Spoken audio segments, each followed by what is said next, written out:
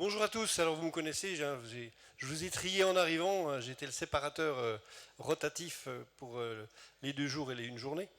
Mais juste témoigner devant vous, alors moi je vais rester modeste par rapport à ce que nous avons eu ce matin, notamment notre ami canadien qui a fait...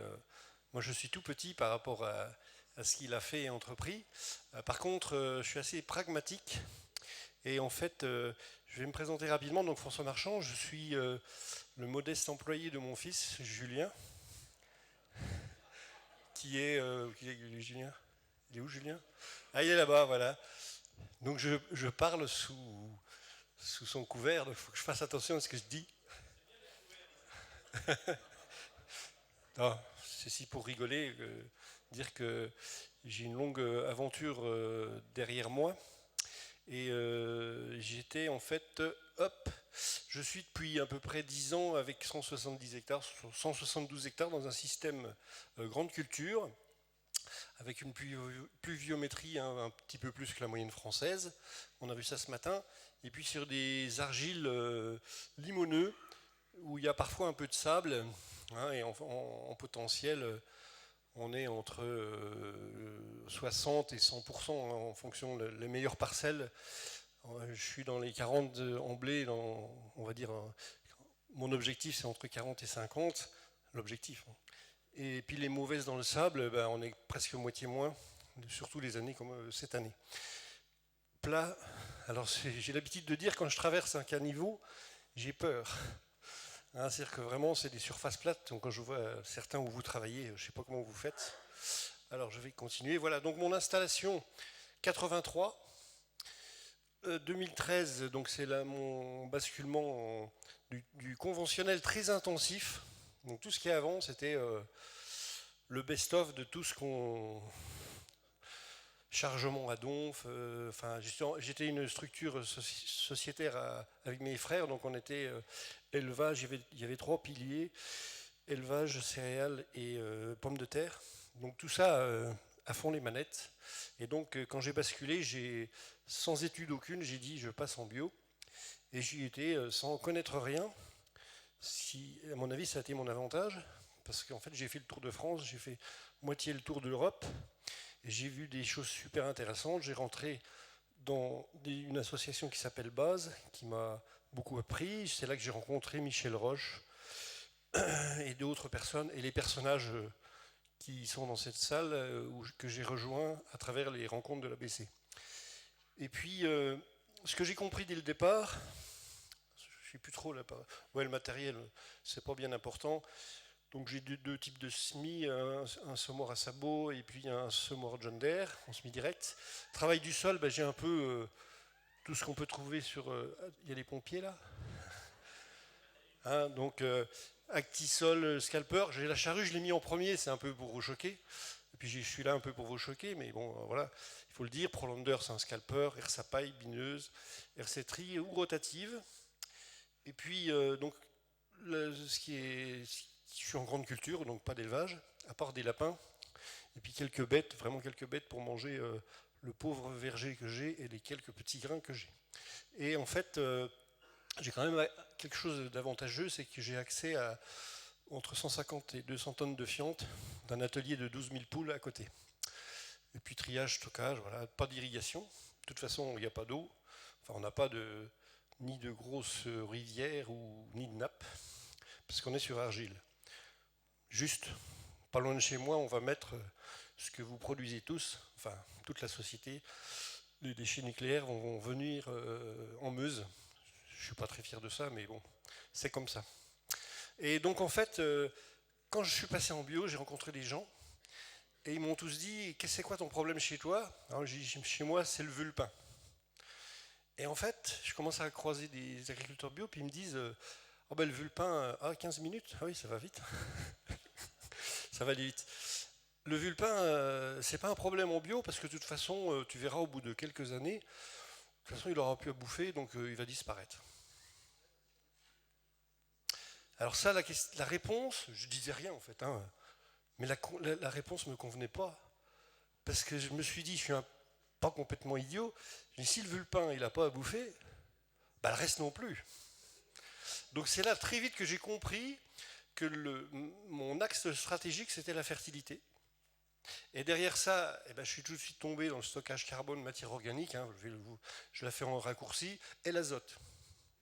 C'est marrant, la croix du matin, là, hein, bon, moi je ne saurais pas l'appliquer comme Sébastien l'a fait et le pratique, mais quelque part, je n'ai pas complètement faux. C'est ce que j'ai compris ce matin. C'est vrai qu'il y a un gros axe, donc le carbone et l'azote, et je l'ai mis en application. Alors, moi je suis vraiment petit, surtout par rapport à ceux qui vont me suivre, vous allez voir, ils font des choses vraiment très performantes. Moi je suis vraiment petit par rapport à eux, mais j'ai quand même sécurisé des choses et j'ai compris des choses, c'est ce qui est important. C'est qu'il fallait que j'intensifie. Et j'ai parlé du mot intensification, ça c'est les souvenirs d'avant, dans la bio. Et la première fois que j'ai parlé comme ça, j'ai des bios qui m'ont dit tu vas intensifier. Mais j'ai dit oui, je vais intensifier la production végétale. Et si je peux produire du grain et le vendre virtuellement, je veux le faire. J'ai compris très vite qu'il fallait remettre dans le sol. Il faut que j'avance parce que j'ai les diapos. Hop là, voilà. En fait, vous avez devant vous le responsable, ma génération. Nous sommes responsables. Eh bien, on a vidé la cave. 5% il y a 50 ans, ça c'est sur mon exploitation c'est le cas, c'est-à-dire que dans les sols il y avait 5%, et là on est sur une parcelle où je suis à genoux, là je suis en train de, c'est pas face à la Mecque, mais c'est en fait dans cette parcelle-là il y a 2%, 2,7, donc je suis responsable d'avoir vidé la cave. Et donc à travers toutes les formations, à travers les décompactés, enfin toutes les rencontres d'ABC et toutes les formations que j'ai faites, j'ai compris que la seule solution pour ma fertilité, il faut que je remplisse la cave. Et ce matin, qu'est-ce qu'il a fait d'autre avec son carbone azote? Merci pour la présentation parce que ça m'aide beaucoup. Et donc, voilà. Alors là, je vous montre, je vais vous dire comment on peut intensifier. Est-ce que le résultat sur certaines choses que je peux vous dire. Donc là, vous avez deux types de rotation. Avec une rotation longue, hein, je démarre par un trèfle qui est restitué totalement au sol. Le maïs, le blé, un blé avec un mélange, pois ou févrole, couvert si je peux, avoine févrole, troisième blé ou un épeautre ou autre chose. Hein, mais on est sur un temps long.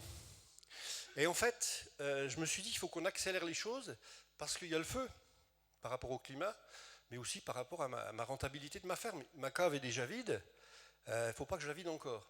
Et donc en fait, j'ai mis en place une stratégie d'avoir un trèfle sur 18 mois, c'est-à-dire que je l'implante sous les céréales, le plus tôt possible.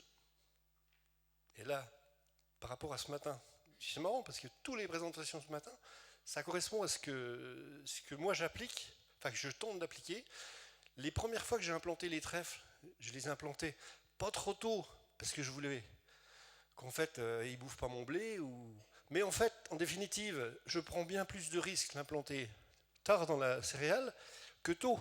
Tôt, on me dit, le vieux bio qui est Vincent me disait, trop tôt, il a des risques de geler. Mais j'ai plus de risques de sécheresse que du risque de gel. Et l'autre stratégie par rapport à ça, pour que mon trèfle soit bien implanté, je ne raisonne pas à la parcelle, je mets du trèfle quasiment sur tout ce que je peux.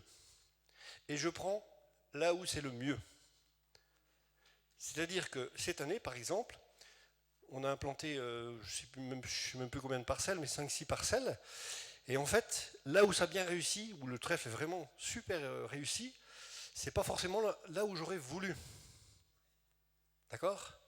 En fait, ma stratégie, c'est de dire, bon, bah, c'est comme ça, la nature me donne ça, je prends ça, je ne sacrifie pas cette parcelle, je l'utilise pour faire un maïs, un super maïs, parce que derrière, c'est le top, hein, un maïs derrière un trèfle, c'est exactement, ça va super bien parce que la libération de l'azote est juste au bon moment, enfin c'est le top.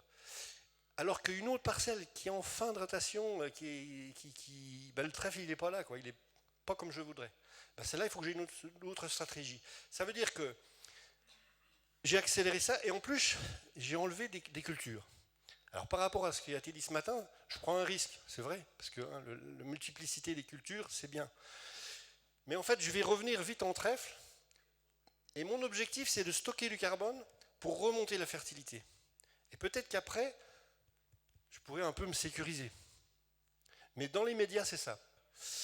Voilà, donc c'est ça, changement de repère avec les... Voilà.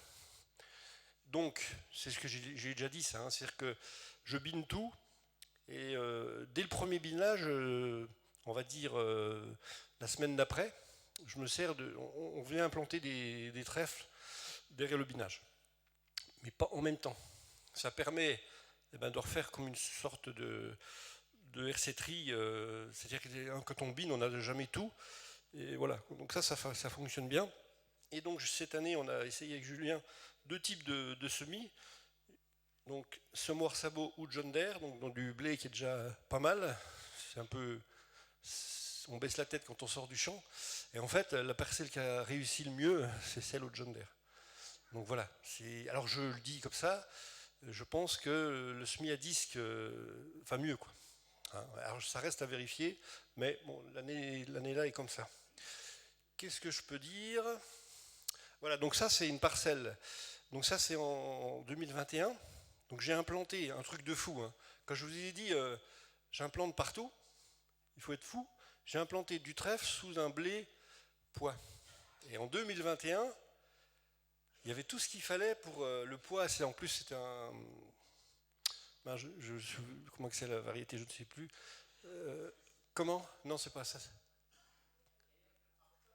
Non, non, non, ben, ça va me revenir, c'est pas grave. C'est pas important, c'est un poids ascension.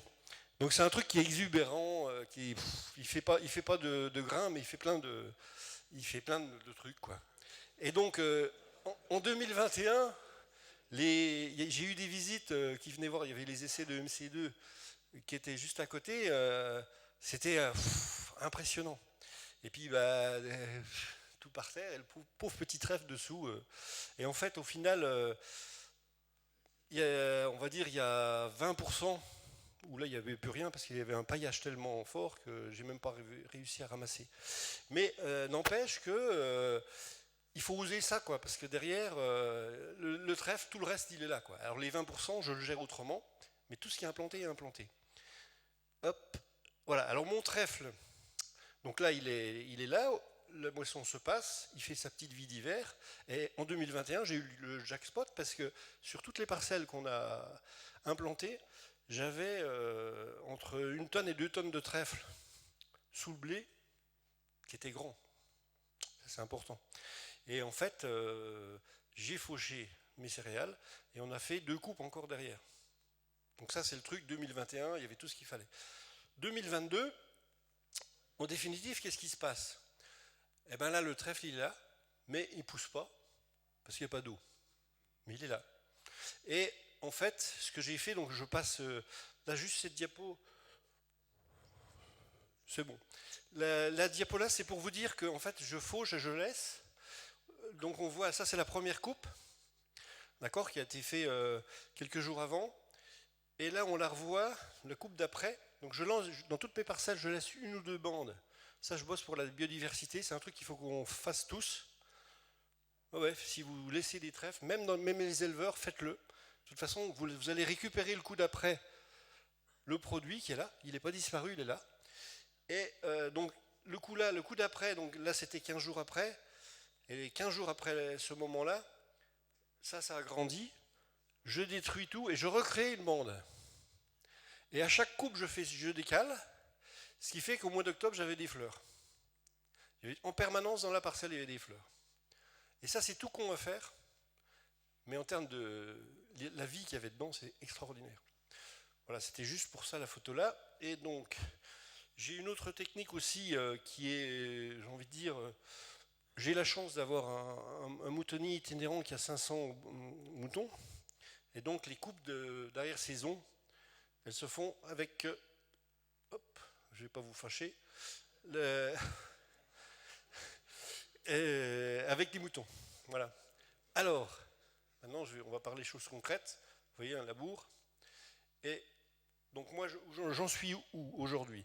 Donc je sécurise, je suis en agriculture de conservation partiellement.